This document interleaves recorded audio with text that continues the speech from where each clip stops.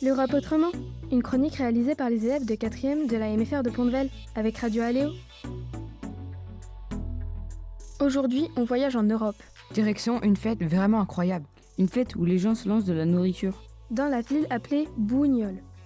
Cette fête s'appelle la Tomatina, la bataille de tomates. Elle est née en 1945. Un jour, pendant une fête, des enfants se sont disputés. Ils ont trouvé un stand de légumes et ils ont commencé à se lancer des tomates. Les habitants ont trouvé ça tellement drôle qu'ils ont voulu recommencer l'année suivante. Au début, la tomatina a été interdite, mais les gens ont tellement insisté que maintenant c'est devenu une fête traditionnelle. Et elle a lieu tous les ans au mois d'août.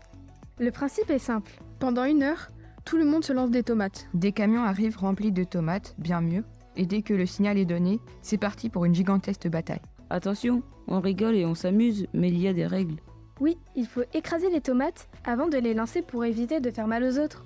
Et après la fête, tout le monde est recouvert de jus de tomate. Ça doit ressembler à une soupe géante. Oui, c'est pour ça que les pompiers viennent nettoyer les rues et parfois même les participants.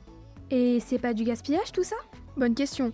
Les tomates utilisées pour la tomatina sont trop mûres ou de mauvaise qualité. Elles ne seraient pas vendues. Et la ville fait de grosses commandes pour l'occasion, ce qui est une bonne chose pour les agriculteurs. Mais oui, tu as raison, ça fait débat à chacun de faire son avis. En tout cas, des touristes du monde entier viennent pour s'amuser. Et maintenant, place à la question. Ouvrez bien les oreilles. En quelle année est née la tomatina? On vous laisse réfléchir. Merci d'avoir voyagé avec nous sur Radio Aléo. Et à très bientôt pour découvrir l'Europe autrement.